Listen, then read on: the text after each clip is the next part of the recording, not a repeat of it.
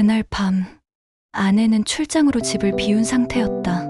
혼자 있는 집은 이상할 만큼 넓고 적막했다.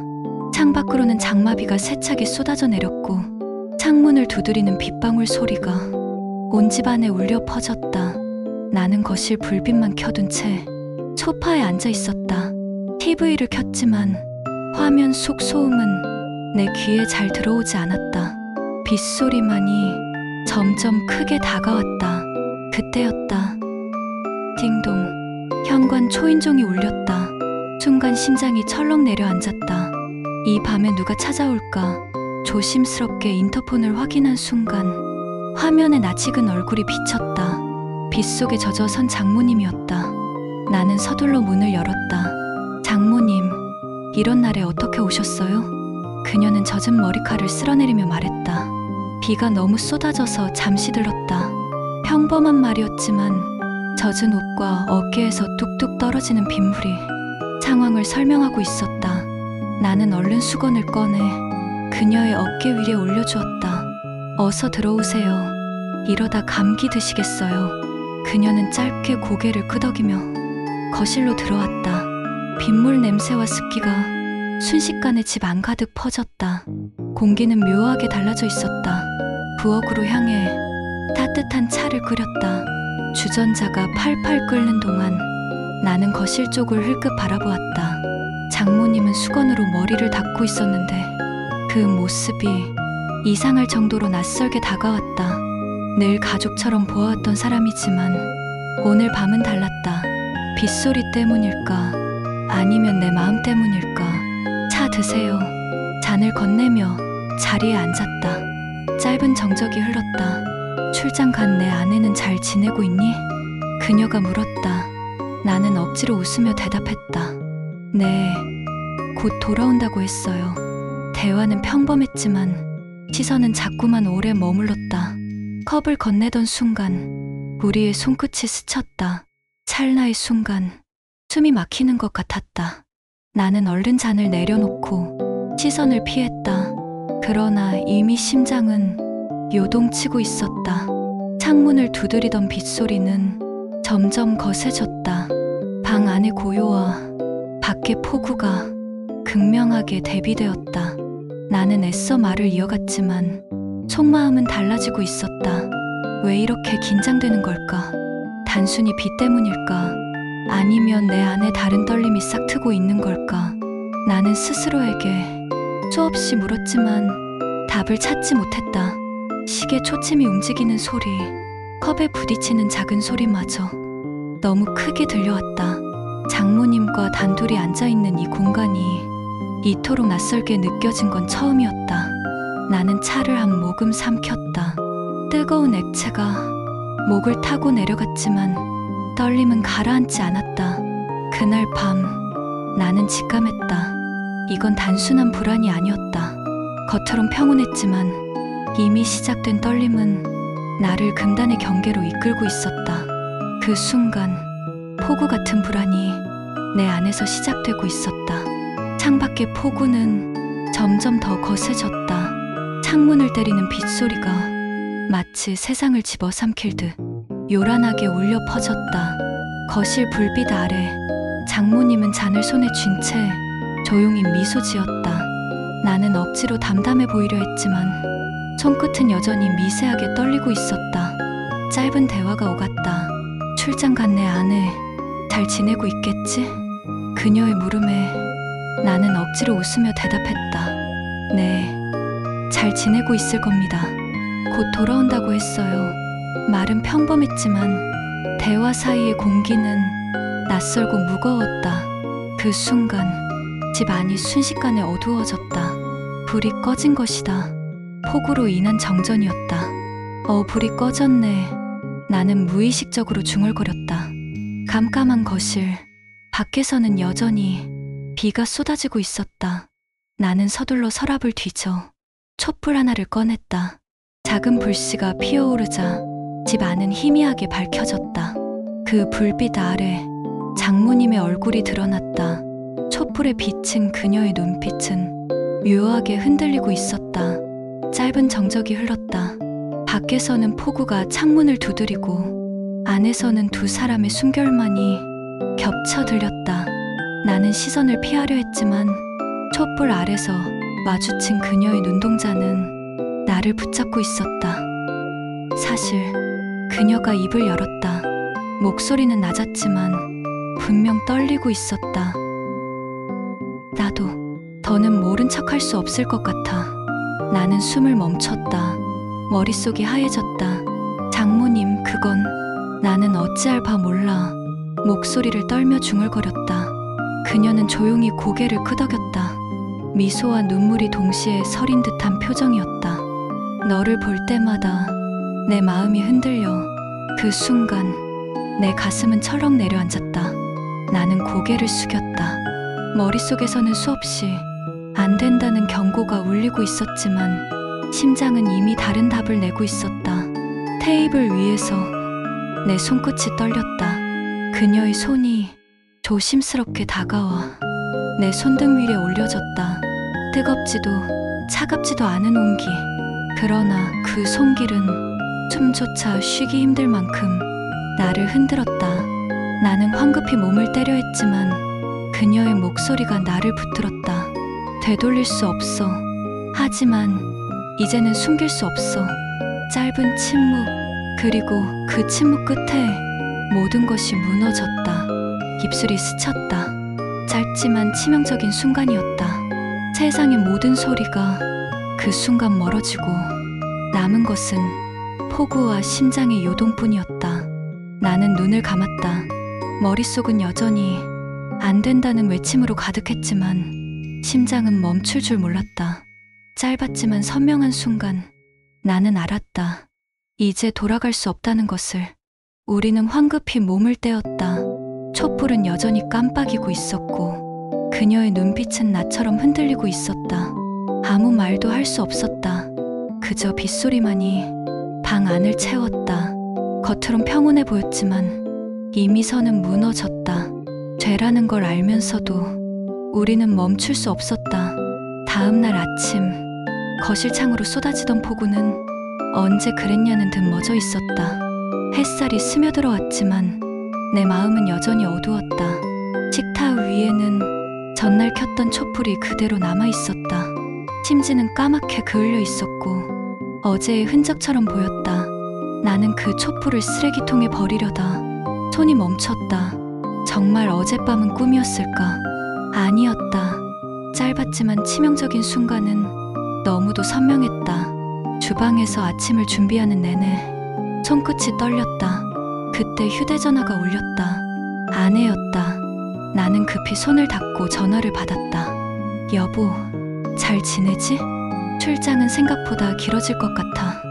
아내의 목소리는 늘 다정했지만 그 다정함이 낯설게 들렸다. 나는 짧게 대답했다. 잘 지내고 있어. 빨리 와. 통화는 길지 않았지만 그 공허함은 오래 남았다. 저녁이 되자 식탁에는 다시 가족들이 모였다. 장인어른, 장모님, 출장에서 돌아오지 못한 아내를 빼고 셋이서 식사를 했다. 장인어른은 평소처럼 밝게 대화를 이어갔지만 나는 대답을 제대로 하지 못했다. 숟가락을 드는 손끝이 계속 떨렸다. 장모님은 평온한 얼굴로 장인어른 옆에 앉아 있었다. 그녀는 미소를 지었지만 나는 그 미소 뒤에 숨어 있는 어젯밤의 속삭임을 알고 있었다. 잠시 눈길이 마주친 순간 숨이 막혔다. 나는 서둘러 고개를 돌렸지만 심장은 요동치고 있었다. 왜 이렇게 말이 없니? 괜찮아? 장인어른의 물음에 나는 억지로 웃으며 대답했다. 아, 네. 조금 피곤해서요. 그 말이 입 밖으로 나가는 순간 옆에 있던 장모님의 눈빛이 잠시 흔들렸다. 아무 말도 하지 않았지만 그 짧은 눈빛 하나가 모든 걸 말해주고 있었다. 식탁 위 물컵이 부딪히는 소리, 장인어른의 웃음소리, 모든 것이 평범했지만 나는 그 안에서 균열을 느꼈다. 평범한 식사가 끝날 때까지 나는 단 한 번도 마음을 놓지 못했다. 밤이 되었다. 방으로 들어와 거울 앞에 섰다.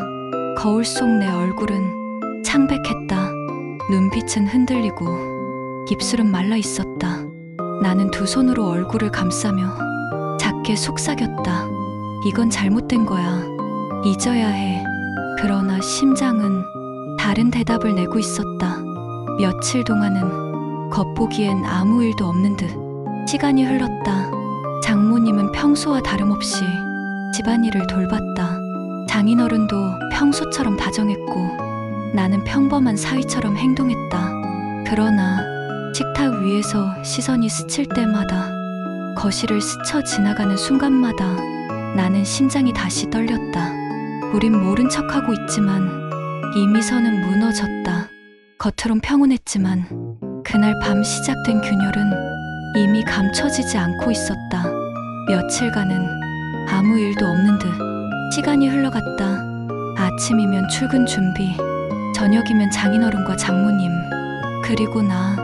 아내가 없는 집은 허전했지만 겉보기엔 평범한 일상이 이어지고 있었다.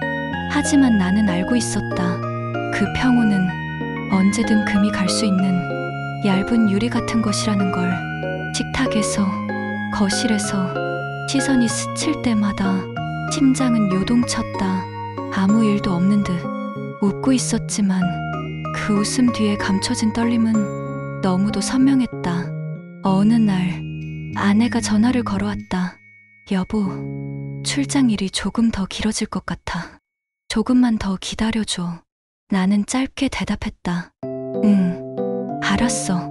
전화를 끊고 나니 집은 더 조용해졌다. 그날 저녁 장인어른까지 외출을 하게 되었다. 집에는 나와 장모님 둘뿐이었다. 그 사실을 깨닫는 순간 심장이 쿵 내려앉았다. 나는 일부러 부엌일에 몰두했다. 칼을 잡은 손끝에 힘이 들어갔다. 무슨 일 있어? 표정이 안 좋아.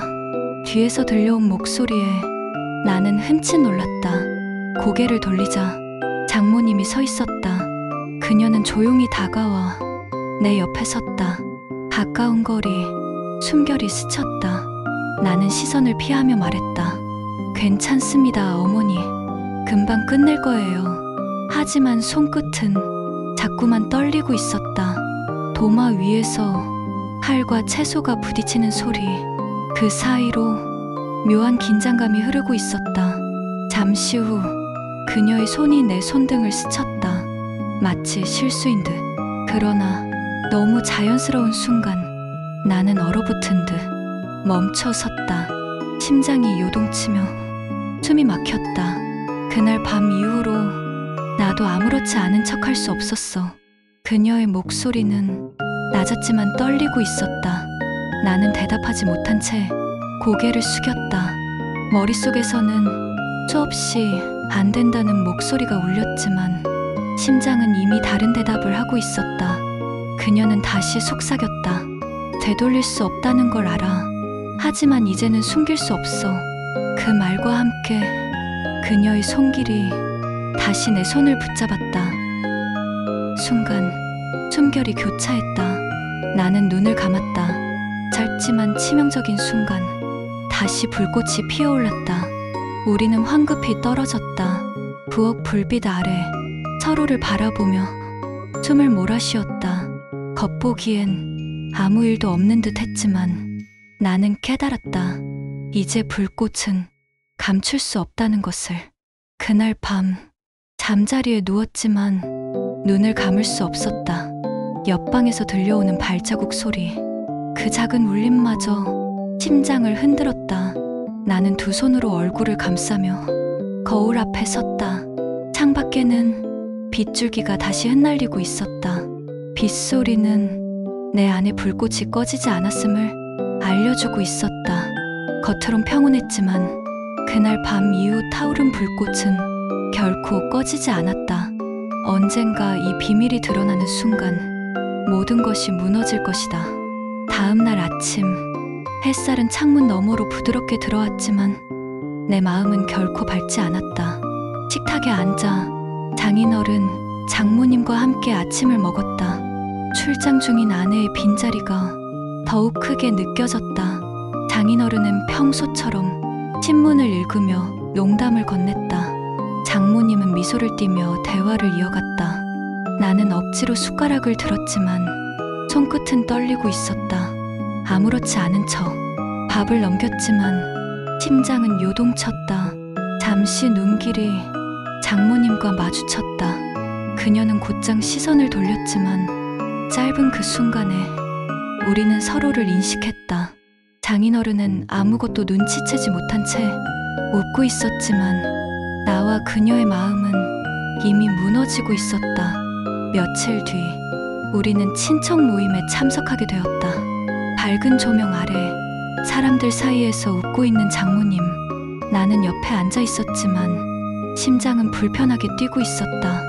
사람들 앞에서 그녀는 늘 그랬듯 평온한 얼굴로 웃음을 지었다. 하지만 나는 알았다. 그 웃음 뒤에 치명적인 비밀이 숨어 있다는 것을. 모임이 끝나고 사람들이 흩어지던 순간 나는 복도에서 장모님과 마주쳤다. 짧은 고요 속 그녀가 내게 속삭였다. 언젠가 이 비밀이 드러나겠지. 그 말에 숨이 막혔다. 나는 대답하지 못했다. 심장은 무섭게 요동쳤다. 그녀의 눈빛은 두려움과 욕망이 동시에 담겨 있었다. 짧은 순간이었지만 그 눈빛은 내 삶 전체를 뒤흔들고 있었다. 집으로 돌아오는 길, 장인어른은 평온하게 웃으며 말했다. 오늘 모임 즐거웠지? 나는 짧게 고개를 끄덕였다. 네, 즐거웠습니다. 그러나 내 목소리는 떨리고 있었다. 그날 밤, 방에 홀로 앉아 거울을 바라봤다. 거울 속에 나는 창백한 얼굴로 두 손으로 얼굴을 감싸고 있었다. 겉으론 평온해 보여도 내 안은 이미 무너지고 있어. 창밖에서는 빗줄기가 다시 흩날리고 있었다. 빗소리는 내 안의 불꽃이 여전히 꺼지지 않았음을 알려주고 있었다. 겉으론 평온했지만 그날 밤 시작된 불꽃은 결코 꺼지지 않았다. 언젠가 이 비밀이 드러나는 순간 내가 붙잡아온 모든 것은 산산이 무너질 것이다.